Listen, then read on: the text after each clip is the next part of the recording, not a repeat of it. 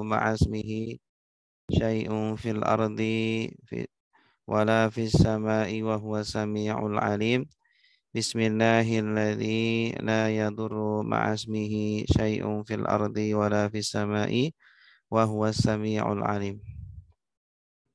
Bapak, Ibu semuanya, para hadirin hadirat, alhamdulillah pada pagi hari ini kita bisa berkumpul, bisa bertemu di dalam sebuah majelis mulia, majelis ilmu.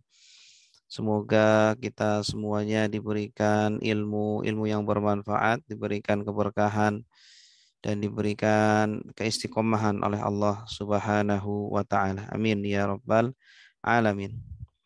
Pada pagi hari ini, ya insyaallah pada pertemuan yang ke-21 ini kita akan melanjutkan kuliah kita. Kita akan melanjutkan fikih puasa yang sudah kita mulai. Insyaallah pada pagi hari ini tema kita ya adalah tentang 9 pembatal puasa beserta ya orang-orang yang tidak wajib berpuasa. Nah, ini sangat penting sekali karena berkaitan dengan puasa kita. Jangan sampai puasa kita batal sedangkan kita tidak tahu, ya. Sehingga nanti akan menjadi hutang bagi kita. Ya, maka wajib bagi kita untuk mempelajari tentang fikih puasa. Apa saja yang membatalkan puasa? Sebelumnya kita akan mengulang lagi apa definisi dari puasa. Secara bahasa puasa adalah al-imsak, yaitu menahan. Ya, adapun secara istilah adalah menahan diri dari segala yang membatalkan puasa dengan niat, ya. Karena puasa ini memiliki 2 rukun. Yang pertama adalah niat dan yang kedua adalah menahan. Menahan dari segala pembatal puasa. Yang akan kita bahas ya pada hari ini, pembatal-pembatal puasa itu. Dari kapan? Dari mulai subuh, ya, dari mulai fajar. Jadi patokannya adalah waktu subuh. Ya, terkadang orang adzannya terlambat atau terlalu cepat. Jadi sebenarnya patokannya bukan adzannya, tetapi waktunya. Ya, terkadang kalau muadzin terlambat ya tidak apa-apa. Yang menjadi patokan adalah waktunya itu. Maka penting kita memiliki jam, memiliki waktu, ya jadwal imsaki atau jadwal waktu sampai maghrib, ya sampai maghrib, ya bukan adzannya tetapi maghribnya yang jadi patokan adalah waktu maghribnya. Sehingga kalau ada muadzin yang salah adzan, dia terlalu cepat, ya maka ya tidak bisa dijadikan patokan karena patokannya adalah waktunya itu. Adapun muadzin ini untuk membantu saja. Nah, kemudian niat dalam puasa bagaimana? Niat ini harus dihadirkan setiap malam. Ya, dari mulai maghrib sampai subuh kita niat di antara waktu-waktu itu. Apa yang harus dihadirkan? Yang pertama menghadirkan niat puasa. Ya, artinya di dalam hati ada keinginan atau ada sebuah motif apa? Ya, keinginan atau tujuan bahwa besok saya akan puasa. Ya, kemudian nama puasanya apa? Apakah puasa Ramadan atau puasa Senin Kamis? Ya, nah, kita harus menghadirkan jenis puasanya atau nama puasanya. Dan yang ketiga adalah hukumnya, yaitu fardu. Ya, puasa yang akan kita lakukan adalah puasa fardu. Jadi ketika niat tidak hanya sekedar niat saja, tetapi harus menghadirkan 3 hal ini, yaitu menghadirkan ibadah puasa, bahwa besok saya niat akan puasa, dan kita tahu puasa adalah menahan diri dari segala pembatal puasa. Kemudian nama puasanya harus dihadirkan dan hukum puasanya yaitu fardu. Nah, niat ini harus dihadirkan setiap malam menurut madhab jumhur, menurut pendapat mayoritas ulama. Ya, setiap malam harus berniat, memperbaharui niat gitu. Karena setiap hari itu ya ibadah puasa kita itu independen, ya tidak nyambung. Buktinya ketika maghrib kita batal, kita buka, ya kemudian kita mulai lagi ketika subuh. Jadi setiap hari harus diniati. Ini menurut jumhur. Namun ada pandangan dari mazhab Malik.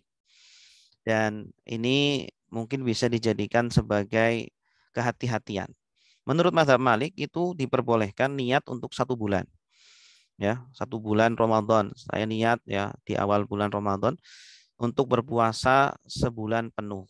Nah, ini bisa mengcover sampai akhir bulan Ramadan. Ya, mungkin bisa Bapak Ibu untuk kehati-hatian ya, taklid ke Imam Malik dalam perkara ini. Ya, para ulama membolehkan. Tetapi tetap juga harus meniatkan di setiap malam. Ya, kalaupun ternyata terlupa, ya mungkin lupa bangun malam, lupa niat, maka dia tetap bisa berpuasa karena sudah diniatkan di awal bulan Ramadan. Ini untuk jaga-jaga saja. Baik, ini berkaitan dengan niat. Ya, niat ini tidak wajib, hanya disunahkan saja untuk membantu hati menghadirkan niat itu. Nawaitu sauma Ramadhana fardhon. Ya, atau nawaitu shauma ghadin an adai fardhi syahri Ramadhana. Kemudian selanjutnya, nah ini materi inti kita, insya Allah akan membahas tentang 9 pembatal puasa. Ya, ada 2 kriteria. Yang pertama adalah sesuatu yang masuk. Ya, yang membatalkan puasa itu bisa sesuatu yang masuk atau sesuatu yang keluar. Gitu. Sesuatu yang masuk atau sesuatu yang keluar. Adapun sesuatu yang masuk itu pertama masuk ke 5 lubang. Ya, nanti ada 5 lubang di tubuh kita ini. Kalau masuk ke 5 lubang ini maka membatalkan puasa. Yang kedua, bersenggama. Ini juga termasuk memasukkan sesuatu juga ya. Bersenggama. Kalau belum masuk maka belum dikatakan bersenggama. Kemudian yang kedua adalah karena keluar ya atau mengeluarkan sesuatu dari tubuh kita. Seperti muntah dengan sengaja. Muntah dengan sengaja ini juga termasuk yang membatalkan puasa. Adapun kalau tidak sengaja maka tidak. Contoh kita sedang musafir ya, ternyata kita muntah, itu kan tidak sengaja, maka tidak membatalkan. Tapi kalau semua kita sengaja ya masukkan jari ke mulut, tenggorokan sehingga ingin muntah, nah ini maka dikatakan membatalkan puasa. Yang kedua mengeluarkan mani dengan sengaja ya, apakah dengan cara melihat aurat atau dengan menggunakan masturbasi ya atau dengan cara apapun yang dia sengaja agar keluar maninya itu. Tetapi kalau tidak sengaja, seumpama dia mimpi basah ya, siang bolong dia tidur terus mimpi basah, maka tidak membatalkan puasa. Yang ketiga haid ya, karena mengeluarkan darah, ini khusus wanita. Wanita yang di tengah puasa terus haid mengeluarkan darah, maka puasanya otomatis batal. Atau mengeluarkan anak ya, melahirkan ya, ini juga membatalkan puasa karena otomatis akan mengeluarkan darah nifas ya, maka dia batal puasanya. Kemudian ya nifas, kemudian hilang akal. Hilang akal artinya dia mengeluarkan akalnya seolah-olah ya, seolah-olah mengeluarkan akalnya sehingga dia menjadi gila. Nah, maka ini juga membatalkan puasa. Kemudian murtad, mengeluarkan agamanya ya berarti. Nah, maka juga membatalkan puasa. Nah, ini secara ringkas 9 pembatal puasa. Ya, yang pertama karena memasukkan sesuatu ada 2 hal. Kemudian yang kedua karena mengeluarkan sesuatu yaitu ada 7. Ini secara global. Adapun secara rinci ya, secara detail ada 5 lubang yang tidak boleh dimasuki sesuatu ya dari tubuh kita ini. Yang pertama adalah mulut. Ya, mulut ini salah satu lubang yang ada dalam tubuh kita. Tidak boleh kita masuki makanan, minuman, ya, kemudian ditelan. Ini membatalkan puasa. Kecuali kalau cuma dimasukkan ke mulut terus dibuang lagi, itu enggak apa-apa. Seperti kita mencicipi masakan ya, ibu-ibu mungkin masak menjelang berbuka, boleh nggak mencicipi? Boleh, tapi dibuang lagi, jangan ditelan. Ya, kalau ditelan maka batal. Kedua, hidung, tidak boleh juga memasukkan sesuatu ke hidung, ya, apakah itu air, ya, atau obat gitu. Ini membatalkan puasa. Kemudian yang ketiga telinga. Telinga juga sama. Ya, memasukkan sesuatu ke telinga ini membatalkan puasa. Air atau obat gitu ya. Walaupun ada terjadi perselisihan ulama, memasukkan obat ke telinga gimana? Ada sebagian yang tidak ada sebagian yang berpendapat tidak membatalkan, ya, karena tidak termasuk makanan gitu. Kemudian kubul, memasukkan sesuatu ke kubul jalan depan, kemaluan depan, ya, seperti obat atau cairan. Kemudian dubur, masukkan sesuatu ke jalan belakang.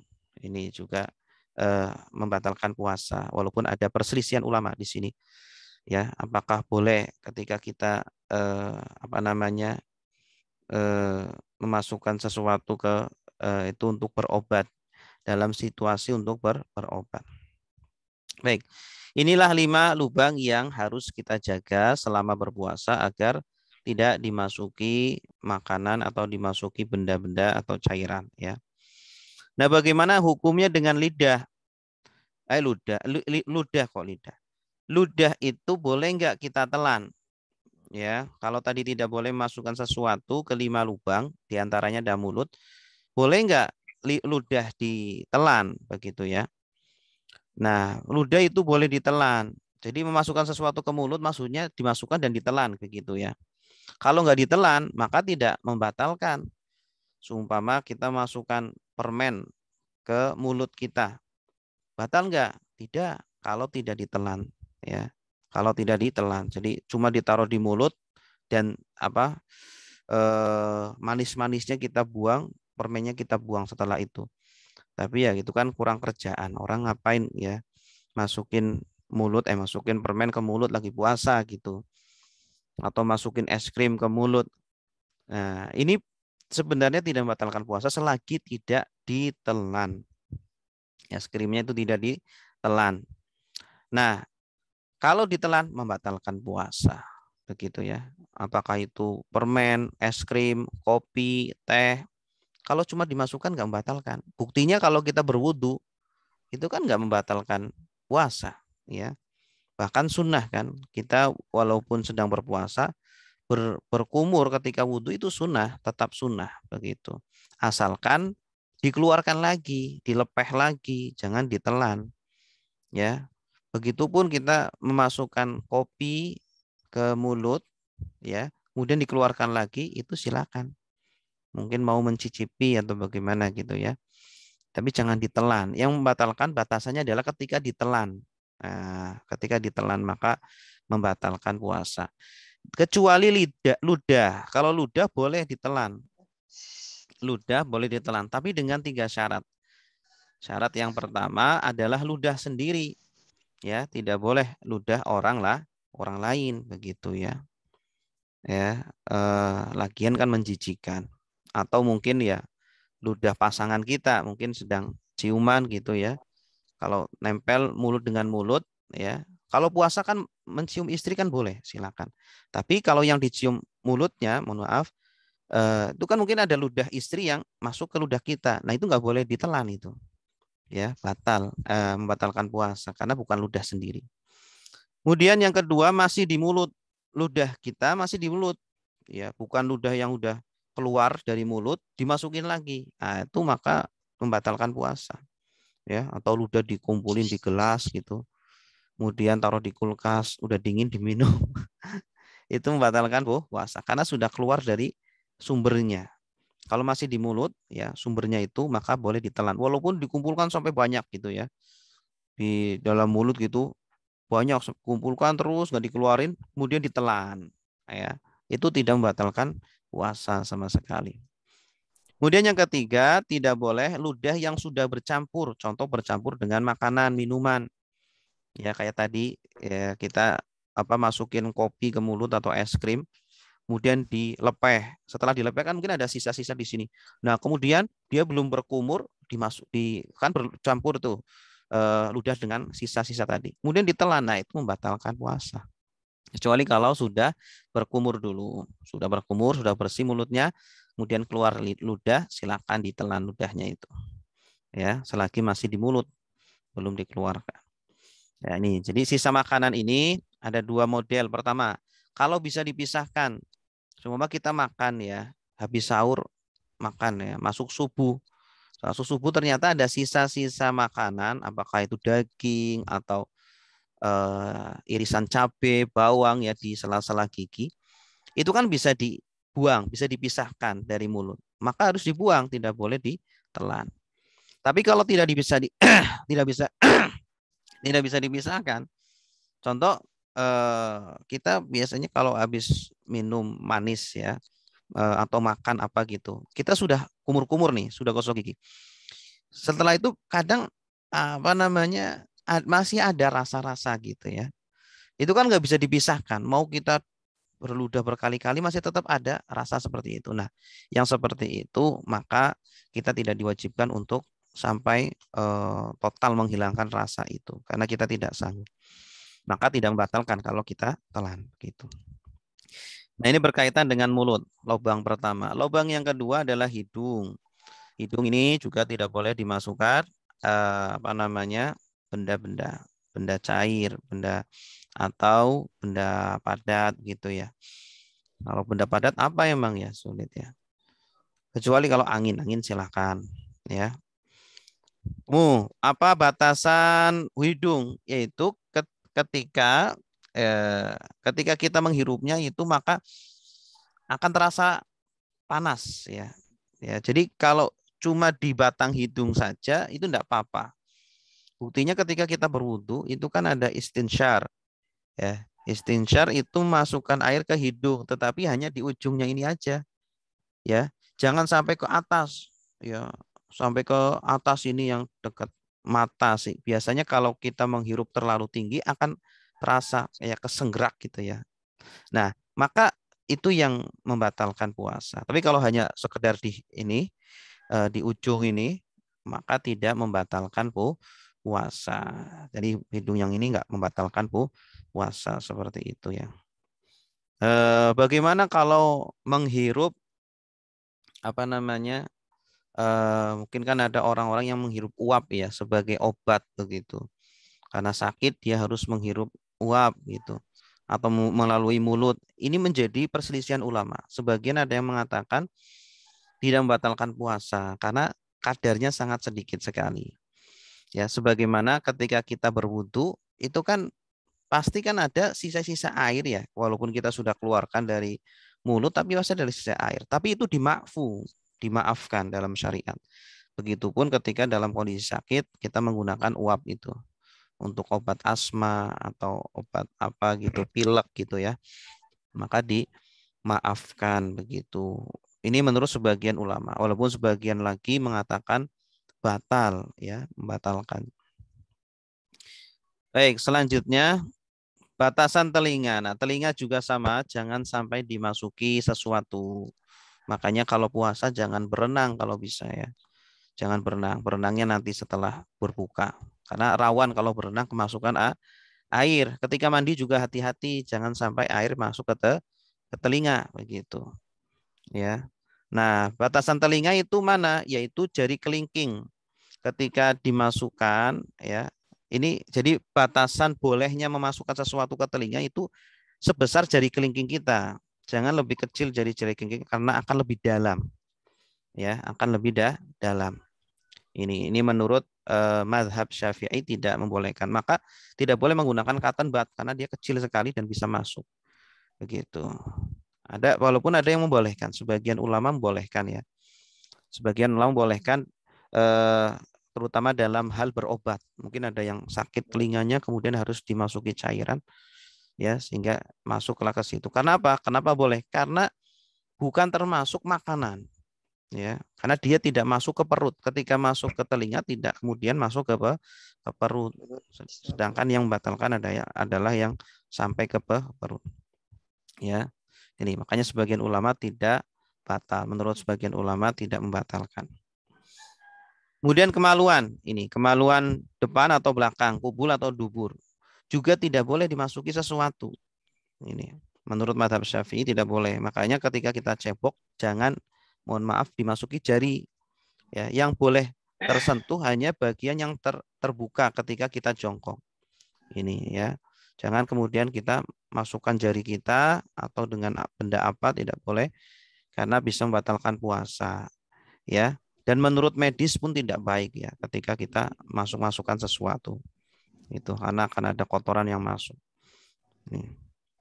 Nah, ini yang pertama,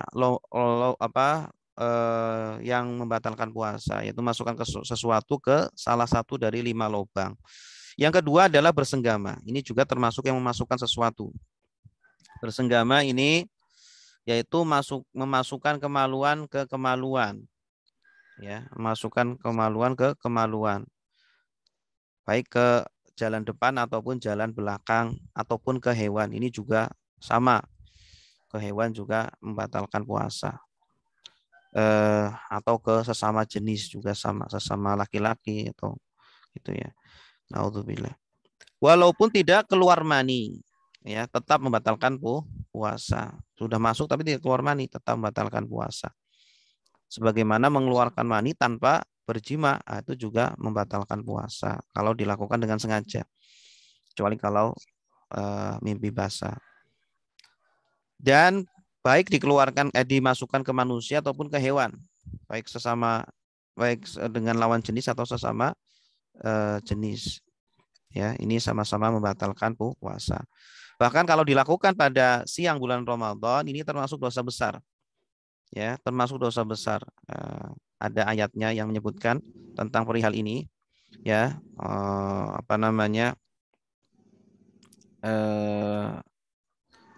hadisnya ya. Ada hadisnya yang menjelaskan bahwa ada sahabat yang dia menggauli istrinya di siang bulan Ramadan. Di tengah puasa dia menggauli istrinya. Kemudian datang kepada Rasulullah. Wahai Rasulullah, saya celaka. Kenapa kamu celaka? Saya telah menggauli istri saya ketika sedang berpuasa. Kemudian Rasulullah memerintahkan, yaudah kamu harus memerdekakan budak. Ya, kamu harus memerdekakan budak. No, saya nggak bisa memerdekakan budak gitu. Saya tidak punya uang untuk membeli budak, nggak punya budak pula.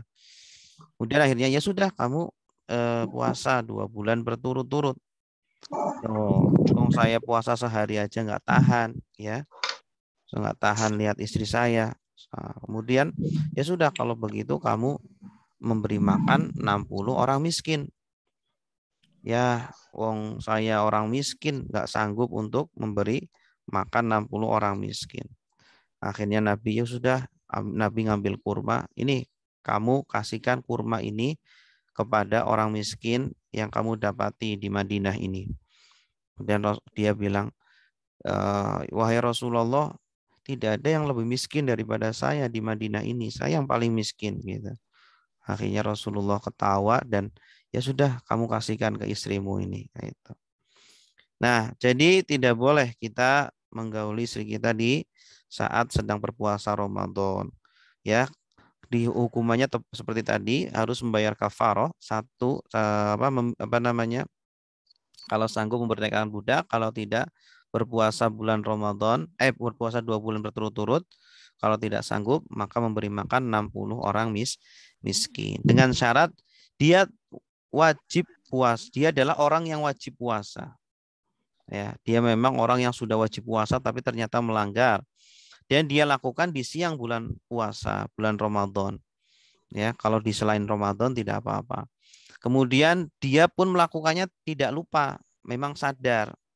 Ya, dia menggauli istrinya memang sadar, bukan karena lupa. Dan tidak ada paksaan. Dan dia tahu itu haram, tidak boleh dilakukan. Ya, dan dia memang melakukan dengan karena membatalkan puasanya karena senggamanya itu. Gitu. Maka dia harus membayar kafarohnya. Apa kafarohnya? Ya, harus melakukan 1 dari 3 ini, tapi secara urut ya. Artinya lakukan yang paling atas dulu. Kalau tidak sanggup baru yang nomor 2. Kalau nomor 2 tidak sanggup baru nomor 3. Tidak boleh langsung milih. Oh, saya mau milih nomor 3 aja yang ringan. Enggak boleh. Harus nyoba yang 1 dulu. Nomor 1 nggak sanggup baru nomor 2. Nomor 2 nggak sanggup baru nomor 3. Begitu. Kemudian yang selanjutnya nomor 3 adalah muntah dengan sengaja. Ini juga yang membatalkan puasa. Ini yang dikarenakan mengeluarkan sesuatu. Ya, dengan sengaja, contohnya apa? Sengaja mencium bau. Ya, dia memang Muntah. sudah tahu kalau mencium bau seperti apa gitu ya bisa muntah. Oh, dia sengaja malah nyium-nyium bau busuk, bau apa, akhirnya dia muntah. Maka membatalkan puasanya. Atau memasukkan jari ke mulut, sengaja disogok-sogok ini tenggorokannya, akhirnya dia muntah. Atau dan dia dilarang menelan sisa muntahnya. Orang yang sudah muntah, ya, baik sengaja ataupun tidak disengaja, maka dia harus berkumur-kumur dulu. Kenapa? Karena kan muntah itu kan najis. Karena dia berasal dari perut, ketika keluar maka menjadi najis. Nah, maka mulut ini menjadi najis. Ya, kita mau 100 kali, 1000 kali berludah pun mulut tetap najis. Maka harus disucikan dulu. Caranya harus berkumur-kumur. Setelah berkumur-kumur dan dilepehkan itu airnya, nah maka boleh kita menelan ludah kita. Silakan. Tapi kalau belum berkumur-kumur, artinya masih ada sisa-sisa muntahan itu yang menempel di mulut, maka tidak boleh kita menelan ludah kita. Yang keempat adalah keluar mani dengan sengaja, ya, seperti dengan cara masturbasi atau mencium. Mencium istri sebenarnya boleh di bulan Ramadan. Tapi kalau ya dia tahu dengan mencium bisa keluar mani, mungkin pengantin baru gitu ya. Akhirnya sampai keluar mani, ya, maka batal lah puasanya. Ya, tapi cukup batal saja, tidak sampai harus bayar kafar, ya, karena dia tidak sampai berjima. Atau karena meluk istri sampai kemudian keluar mani. Nah, ini juga membatalkan puasa. Yang nomor 5, hilang akal atau gila. Nah, ini atau pingsan. Ini pingsan atau mabok. Kalau pingsan atau mabok di sini bukan mabok ini ya, bukan mabok karena minum gitu ya. Tapi pingsan, dia hilang kesadarannya. Nah, yang membatalkan puasa dari pingsan ini adalah ketika memang dia lakukan dengan sengaja. Dan pingsannya itu sepanjang puasa dari subuh sampai maghrib. Dari subuh sampai maghrib pingsan terus, maka batal puasanya. Tapi kalau tidak sampai seharian penuh, maka tidak batalkan. Ya. Kemudian tidur. Sepanjang puasa tidur, dari mulai habis sahur sampai maghrib tidur. Itu kan tidur kan hilang akalnya. Batal enggak? Enggak batal. Kalau tidur tidak membatalkan puasa. Jadi yang dimaksud hilang akal di sini adalah gila. Ya, gila atau pingsan yang dilakukan dengan sengaja dan atau tidak sengaja, tapi pingsannya itu dari mulai subuh sampai maghrib. Baik, selanjutnya adalah haid. Haid ini juga termasuk membatalkan puasa. Ya, walaupun sebentar, keluarnya cuma sebentar ya. Kemudian tidak keluar lagi, tetap sudah batal puasanya. Tapi pahalanya tetap ada karena dia sudah niat. Ya, pahalanya tetap ada karena sudah niat. Melahirkan bayi atau keguguran ini juga membatalkan puasa. Nah, maka setelah melahirkan biasanya ada nifas. Ini juga yang membatalkan puasa. Batal walaupun sebentar. Terkadang ada orang yang nifas, ini jarang sekali ya. Ada orang yang nifas pernah ada itu, cuma sekali keluaran sudah nggak keluar darah lagi, maka tetap batal puasanya. Ya, tapi pahalanya tetap ada. Murtad ini juga sama membatalkan puasa. Ya, seperti mengatakan puasa itu tidak wajib, ya, mengingkari kewajiban puasa padahal dia tahu itu wajib, atau menghina Nabi, ya, atau mengatakan Abu Bakar kafir, ya, atau menyembah ke berhala. Nah, ini menjadikan murtad sehingga otomatis puasanya menjadi batal. Baik, itulah yang membatalkan puasa. Berikutnya 9 orang yang tidak wajib puasa. Siapa saja? Yang pertama anak kecil, yang kedua orang gila, yang ketiga orang sakit, kemudian orang lanjut usia atau wanita hamil atau menyusui atau haid atau nifas atau musafir. Nih ada 9, 9 pembatal dan 9 orang yang tidak wajib. Yang pertama anak yang balik, anak yang kapan anak-anak menjadi balik? Ya, pertama kan anak kecil. Anak kecil tidak wajib puasa, tapi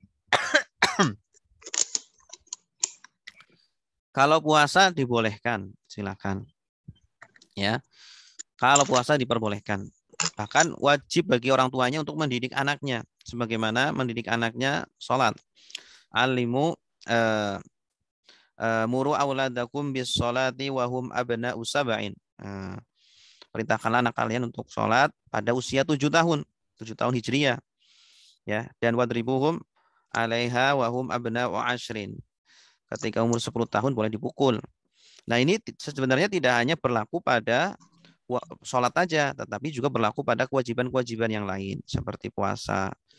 Ya, maka harus dilatih dari mulai usia 7 tahun ya, sebelum balik. Kapan dia balik? Ketika keluar mani atau mimpi basah. Yang kedua karena haid bagi wanita atau usia 15 tahun. Ya, usia 15 tahun belum haid, belum keluar mani, maka dia sudah dianggap balik dengan batasan usia 15 tahun Hijriah. Dan orang tua wajib melatih anaknya ini, harus mendidik anaknya agar berpuasa dan juga sholat. Kemudian orang gila ini ada yang gilanya sengaja, dia sengaja memang melakukan sesuatu agar gila. Kalau sengaja melakukannya karena sengaja, maka wajib mengqadha kalau dia sembuh. Ya, sedangkan kalau tidak sengaja, ya memang dia tidak wajib mengqadha.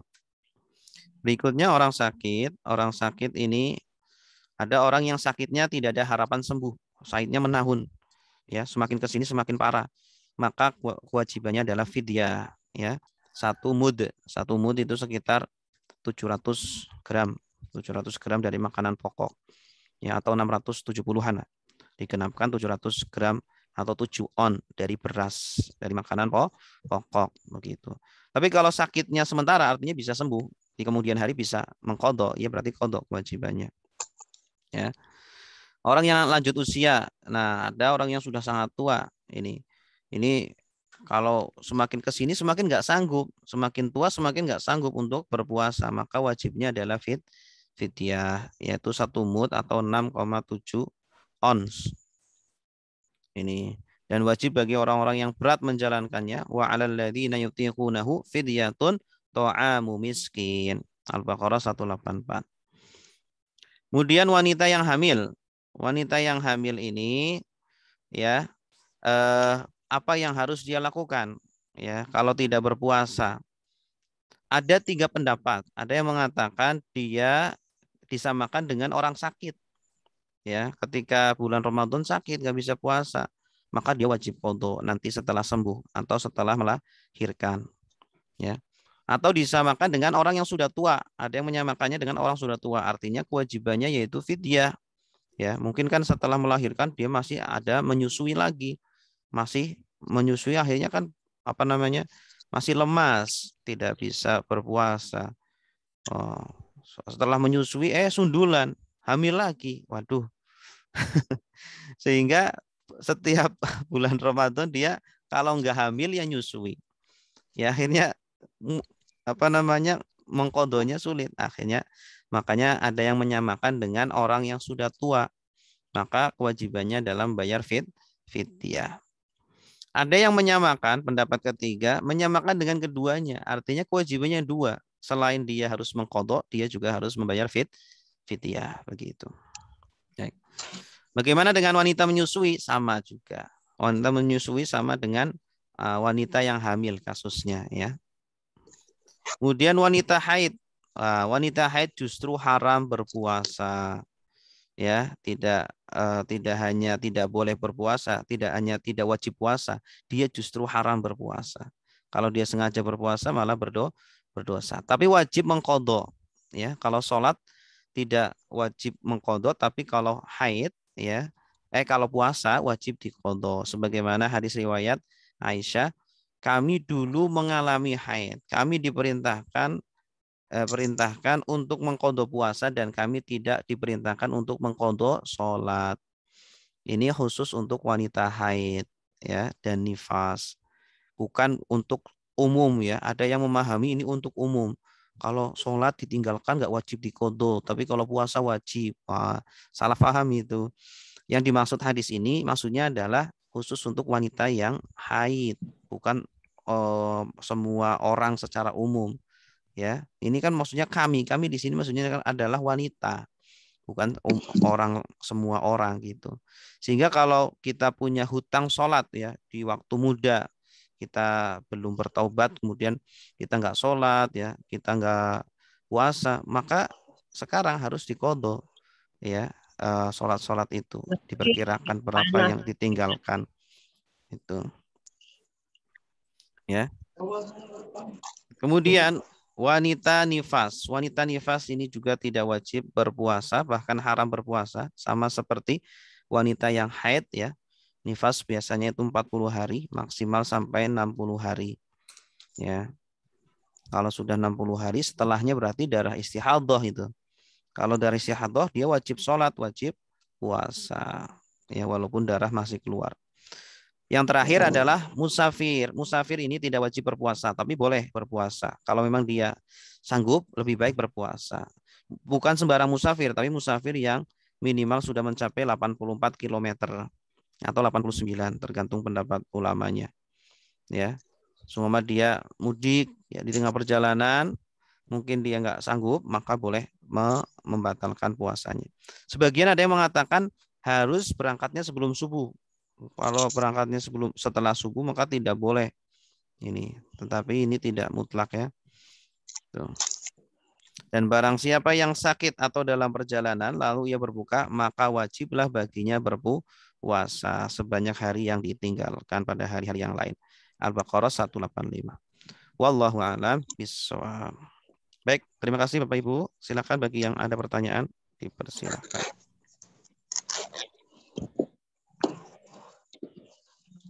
Mau nanya Ustadz, Assalamualaikum warahmatullahi wabarakatuh. Waalaikumsalam warahmatullahi wabarakatuh. Silakan Bu.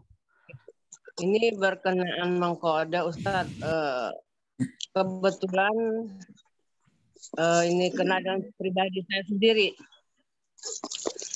Kan setiap puasa itu Ustadz sedang hamil, sedang menyusui, sedang hamil, sedang menyusui, begitu terus Ustadz sampai entah berapa tahun.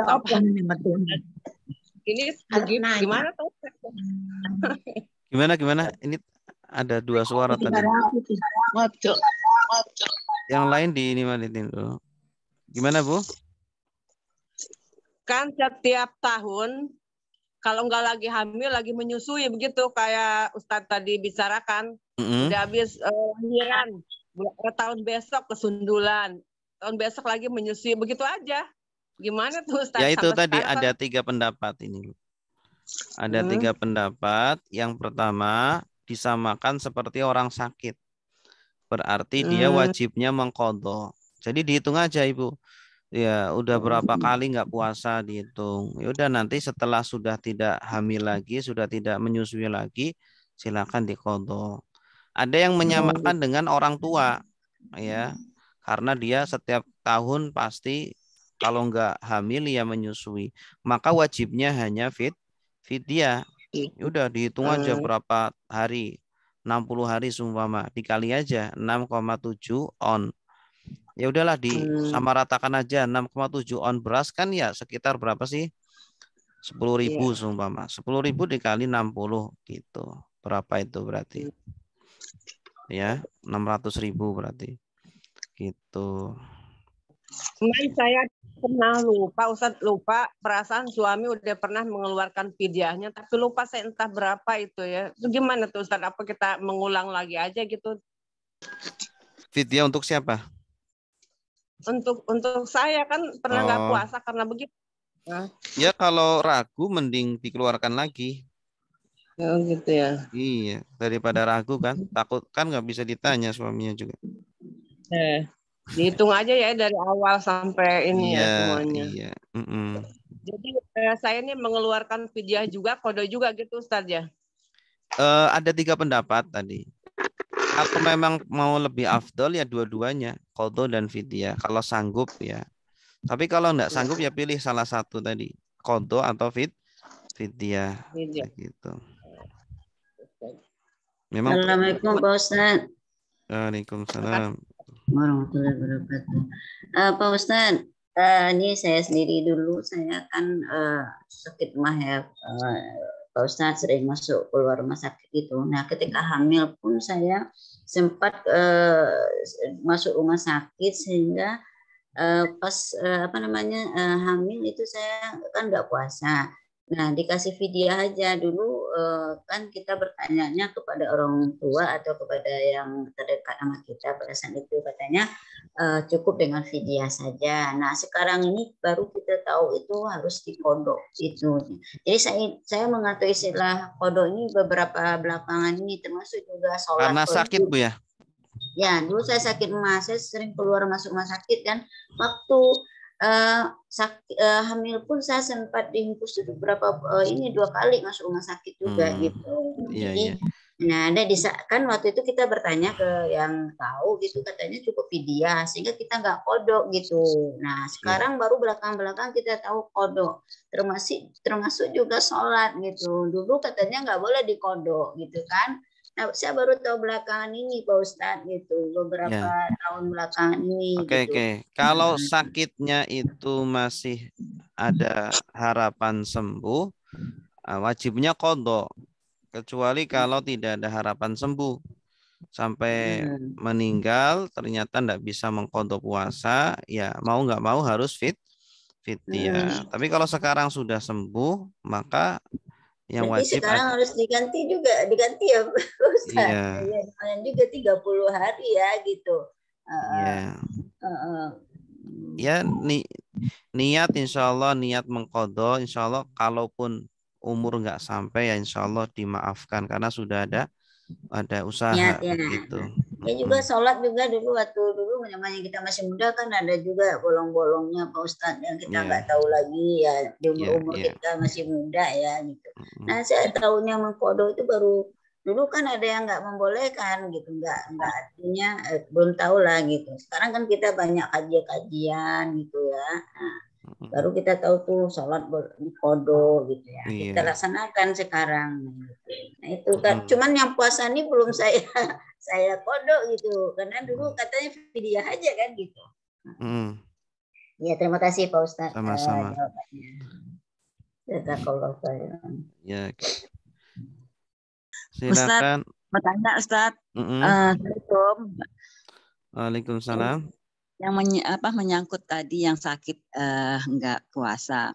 Terus kalau kita lupa itu berapa hari Ustadz, sedangkan kita kan puasa sunat Senin Kamis, apakah bisa itu menutupi yang kita enggak puasa itu Ustadz? Bisa enggak? Atau kita pakai niat untuk menutupi yang kita enggak tahu berapa lama kita tidak puasa itu Ustadz? Bagaimana Ustadz? Ya, kalau puasa sunnah tidak bisa menggantikan puasa fardu. Itu kan tingkatannya juga beda. Tingkatannya lebih tinggi puasa fardu. Jadi kalau kita punya hutang puasa fardu, ya dahulukan membayar hutang, jangan mendahulukan yang sunnah. Gitu. Kalau kita tidak tahu Ustadz berapa kita ada hutang untuk puasa fardu itu bagaimana ya Ustadz ya? Apa kita puasa aja? Bagaimana ya? Dikira-kirakan berapa hari yang sudah kita tinggalkan. Kira-kira berapa? Ya 15 hari lah kali Ustaz. Ya udah, dilakukan aja 15 hari itu. Itu bisa Senin Kamis bisa di hari itu. Boleh di hari Senin Kamis, tapi niatnya puasa qadha. Oh, puasa Jangan qadha. niatkan puasa Senin Kamis. Udah lama nggak apa-apa ya? Iya, udah lama nggak apa-apa. Pak Ustadz, kalau saya dulu mengganti puasa itu di Senin Kamis, kalau ada dulu pendapat katanya bisa kalau kita ganti qadha bisa juga dapat pahala sunnah dan sebagainya. Jadi bisa diniatkan semuanya. Dulu saya begitu Pak Ustadz. Iya, tapi niatnya itu qadhanya bukan Senin Kemisnya. Oh, tapi kemarin itu begitu. Nah, gimana itu Pak Ustadz? Jadi setiap ganti itu niatnya ya semuanya gitu. Iya, kalau digabung boleh, asalkan jangan niatnya Senin Kemisnya. Kalau niatnya Senin Kemisnya, puasa qadhanya nggak gugur. Kalau kita nggak tahu, biasanya kan kalau kita nggak tahu kan biasanya kan Allah maha ini Pak. Gimana itu Pak? Ya kalau kita nggak tahu ya harus diulangi lagi. Diulangi lagi gitu. Iya, kita punya hutang nih 15 hari puasa qadha. Kita puasanya Senin, Kamis, Senin, Kamis, Senin, Kamis. Ya, puasa qadhonya belum gugur. Ya, saya dari dulu tuh gantinya puasa kayak gitu, Pak Ustadz. Jadi karena minimnya ilmu dulu ya gitu. Ya, ya alhamdulillah sekarang kan sudah belajar ya. Nah ya sekarang kan tuh semua karena kita banyak kajian, alhamdulillah kita kan banyak yang kita tahu gitu ya Pak Ustadz ya gitu. Ya cuman benar kata Pak Ustadz ya, kita mencoba berniat, insya Allah ya kalau niat kita itu kan diterima sama Allah ya Pak Ustadz ya. Terima kasih ya Pak Ustadz. Jadi niatnya apa Ustadz kalau kita mau puasa itu? Puasa qadha. Puasa qadha fardu gitu aja ya Ustadz? Iya, saya niat puasa qadha fardu lillahi ta'ala gitu. Oh. Walaupun kita ragu-ragu udah dibayar apa belum, kita nggak apa-apa, lebih baik begitu aja ya Ustadz ya. Iya, kalau kita ragu-ragu justru lakukan. Berarti kita melakukan aja ya Ustadz, daripada kita puasa sunnah Senin Kamis ya kan, iya. yang fardu kita lupa gitu. Iya, betul. Ibu punya hutang nih 10 juta seumpama. Tapi sedekahnya lancar terus, tapi hutangnya nggak dibayar-bayar. Kira-kira hutangnya lunas nggak? Iya Ustadz. Tapi yang penting kan yang nggak boleh kita puasa itu dimulai itu hari Jumat sama Sabtu ya Ustadz. Kalau puasa dimulainya memulai puasa. Bukan. Kalau memulai puasa bebas hari apa saja. Ya kalau ganti puasa ini mengkodo ini maksudnya Pak Ustadz. Maksudnya? Kalau kita mengkodo puasa selain Senin Kamis misalnya kita mau puasa di hari lain gitu. Bebas kapan aja asalkan bukan pada hari-hari yang dilarang berpuasa. Kapan hari-hari larang berpuasa? Ya kemarin kayaknya hari Sabtu gitu kan. Oh enggak. Kalau Sabtu makruh. Mengkhususkan hari Sabtu, hari Minggu, hari Jumat untuk berpuasa itu makruh. Kalau mengkhususkan ya. Tapi kalau disambung dengan hari sebelumnya atau setelahnya maka ya boleh gitu. Tidak makruh. Tapi maksud saya itu kan kita misalnya puasa hari berarti kan hari Minggu saja untuk qadha nggak boleh, atau hari Sabtu saja berarti kan nggak boleh, itu maksudnya ya Pak Ustaz, atau hari Jumat saja nggak boleh begitu ya. Iya. Oke. Biar lebih jelas saja Ustaz, berarti hari yang lain boleh ya. Terima kasih ya Ustaz, soalnya kalau Senin Kamis saja berarti kalau akhirnya cuman misalnya sedikit gitu kan gitu, kalau kita mengkodok lagi yang lama gitu. Terima kasih Pak Ustaz. Ya, Ustaz, satu lagi Ustaz, kalau ada orang misalnya kan emosi kayak marah-marah itu membatalkan puasa nggak Ustaz? Membatalkan pahala. Kalau puasanya nggak batal, cuma pahalanya batal. Atau mengurangi pahala lah. Mengurangi pahala. Ya, makasih Ustaz. Ya, ini ada pertanyaan dari Pak Heri. Mau tanya Ustadz, kalau lihat hal-hal membatal puasa seperti donor darah, ambil cek laboratorium itu tidak membatalkan puasa ya Ustadz. Tapi kalau diinfus dengan memasukkan cairan infusnya untuk membatalkan puasa, ya bagus pertanyaannya. Kalau donor darah tidak. Kenapa? Karena dulu Nabi itu bekam ketika sedang berpuasa. Bekam kan mengambil darah tuh ya. Nah, donor juga sama. Maka donor darah tidak membatalkan puasa. Gitu ya. Atau cek darah ambil darah itu juga tidak. Ya.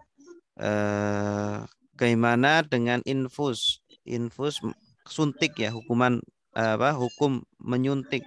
Menyuntik itu ada beberapa macam, ada yang sifatnya untuk obat, ada yang sifatnya untuk makanan ya, yang mengandung glukosa sebagai pengganti dari makanan atau minuman, pengganti vitamin. Kalau pengganti makanan minuman, suntik itu, infus itu membatalkan puasa.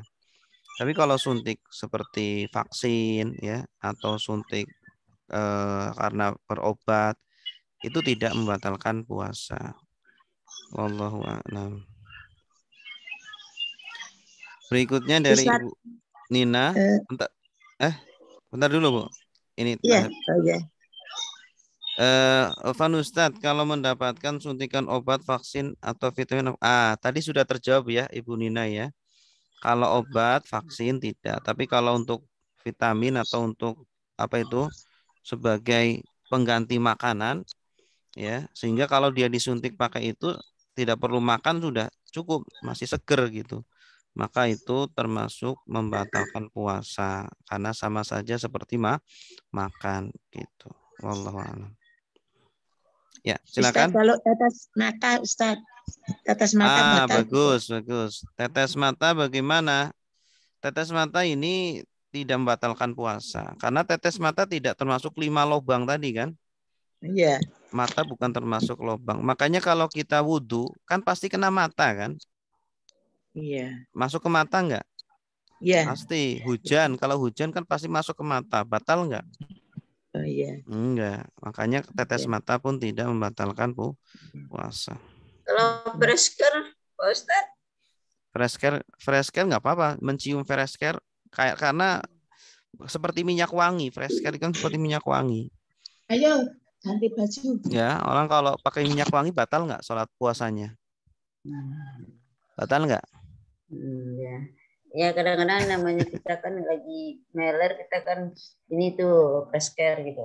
Ya asalkan melernya jangan dimasukin lagi. Oh jangan dimasukin lagi. Kalau melernya dimasukin batal.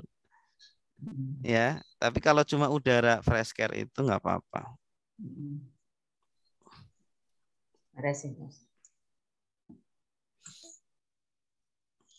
Dan lagi?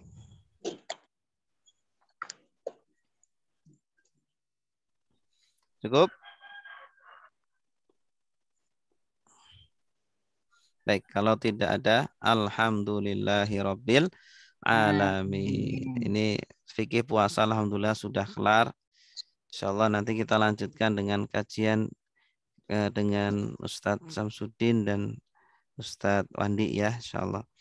Baik, semoga kita semuanya diberikan ilmu yang bermanfaat, diberikan kesehatan, kekuatan, semangat untuk beribadah di bulan Ramadan ini dan diberikan ampunan dan jannah oleh Allah. Amin ya rabbal alamin. Mari kita tutup dengan doa kafaratul majlis. Subhanakallahumma wa bihamdika asyhadu an la ilaha illa anta astaghfiruka wa atubu ilaik. Wassalamualaikum warahmatullahi wabarakatuh.